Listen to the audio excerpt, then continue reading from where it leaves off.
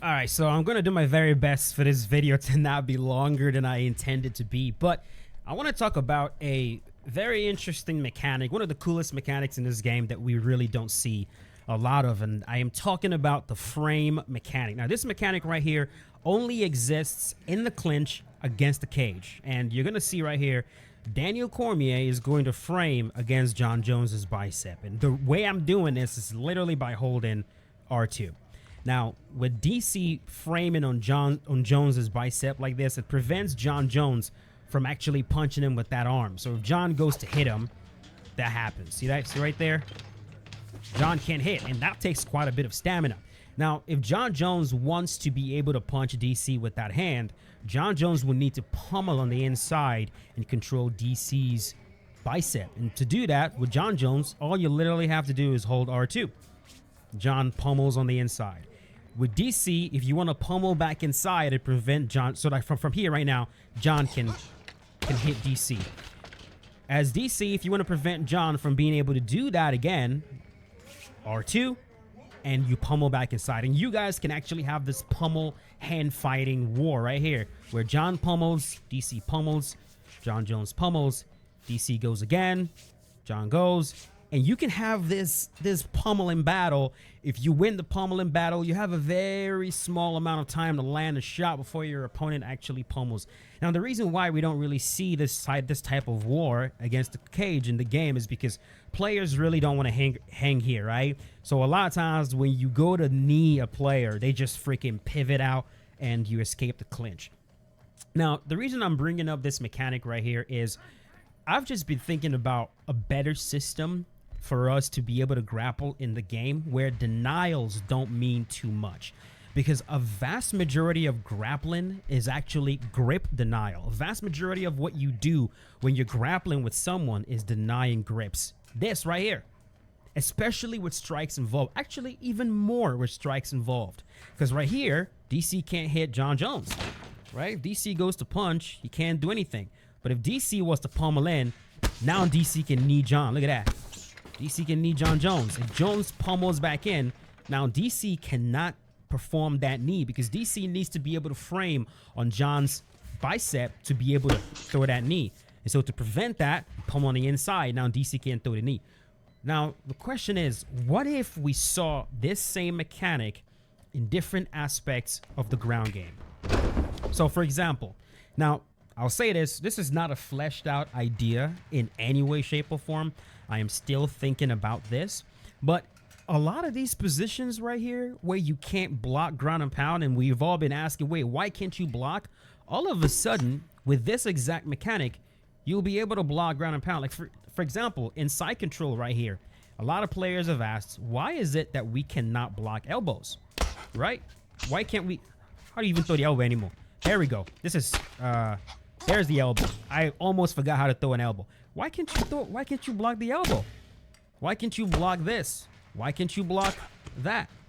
Why are these shots free? Now imagine a situation where Jon Jones goes to throw. Look at that. I'm gonna pause it right here. Jon Jones goes to throw this hook, and with DC you hold block, and DC pummels on the inside and frames on Jon Jones's elbow. I mean on Jon Jones's bicep. Now Jon can't throw that shot, right? And so maybe in that situation, as Jon, you would have to pummel on the inside, and maybe you find an opening to throw a short elbow, right? Not just in this position right here. What about half guard, right?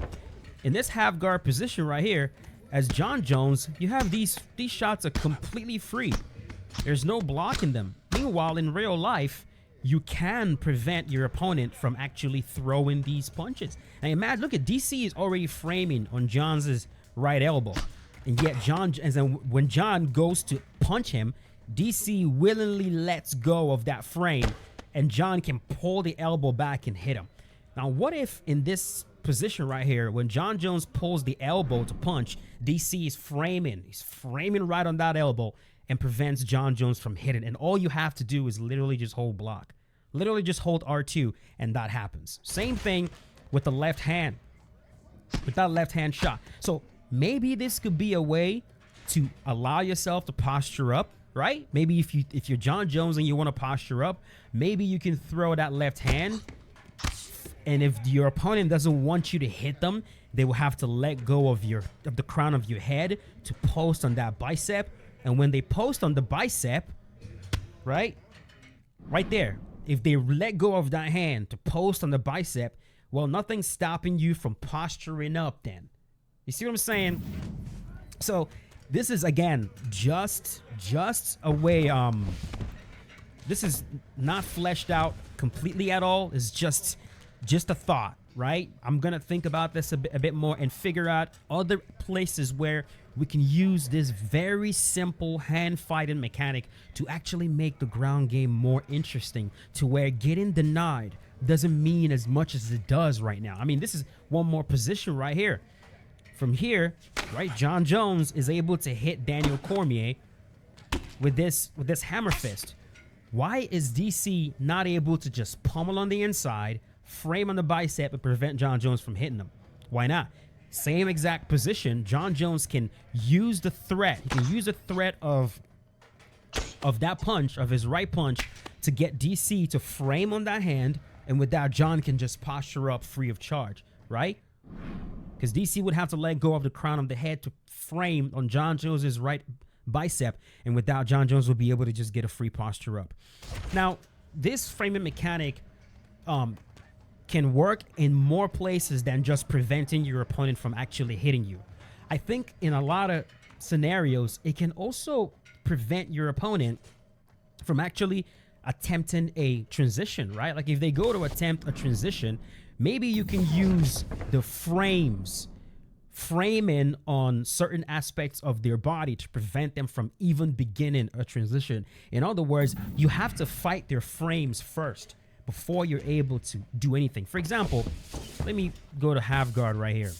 This half guard position has always annoyed the crap out of me, because in this spot right here, there's no crossface. The crossface will be if Jon Jones would take his right arm, wrap it around DC. This is what actually keeps your opponent flat. Right here, there is absolutely nothing keeping Daniel Cormier flat. DC is staying flat on his back just because he wants to. Meanwhile, in half guard like this, you should be on your side. You're looking to stay on your side, because when you're on your side, it's easier to prevent your opponent from passing your guard, and it's actually easier to prevent ground and pound. But with a crossface, if Jon was to wrap his right arm around DC, forcing DC's head to the right, that would keep DC's right shoulder on the mat. So if DC was going to lift his right shoulder, right? Let me see. How do I do this? Right here. DC should be on his side, more this way, lifting his right shoulder. And what usually stops that from happening is a crossface. So if Jon got a crossface and then walked to his left side, that is what will actually flatten Daniel Cormier back out. Let me take him back down to the ground. What if that mechanic, this is another place right here where, sure, you can kind of block, right? You can block right here. You can block right here. But generally speaking, fighters wouldn't really be blocking this way. They're framing. They're framing on your bicep, preventing you. And I'm going to put up a clip somewhere of Conor McGregor versus Khabib fighting, where Khabib is trying to hit Conor. He's trying to punch Conor, and Conor is framing on his bicep, holding his wrist, preventing Khabib from actually getting underhooks, getting cross faces. When Khabib goes to get a cross face, Conor is fighting back on the inside to prevent that, because he knows it's going to flatten him out. All I'm saying is we need that mechanic. We need that mechanic in other aspects of the game as opposed to just against the cage. There's no reason. Hold on. Daniel, do not there we go. Yeah. There's no reason why this mechanic right here only exists against the cage. This should have also been taken to the ground and added in other different positions. Because look at this. This right here is not costing any stamina right here. Look at this. Look at this. Look at this battle. Look at this. This speed we're using right here feels like what happens when you're grappling. Look at this. Look at this. This feels, I know it's a little bit jittery, but this is actually what you'll be seeing a lot of times when you're grappling with someone. It's a grip battle. You're looking for the underhook. They're closing their elbow. You'll go into the top. They're digging under. This is what it looks like. And you can do, you can move, you can fight grips this way without using a lot of stamina. You're fighting grips at the top. You're fighting at the lower leg, and you can do this without spending a lot of stamina to perform this. This is what grappling should look like. So what I'm gonna do, I already said I didn't want this video to be too long. It's already 10 minutes because I'm rambling. What I'm gonna do is I'm gonna flesh this out. I'm gonna figure out every single way that this can be applied, and it's as simple as just hold and block. You don't need to do too much on the controller. Block. So we're gonna figure out ways that this could be implemented on the ground to make grappling faster, more interesting, more fun, to where denials don't mean so much, and maybe that would actually make grappling fun. So that's it. Just wanted to bring this to you guys' attention. I'm gonna make a different video fleshing this out later, and we'll go from there. So thank you for watching. If you enjoyed the video, leave a like on it, and I'll see you boys later. Peace out. Have a good one.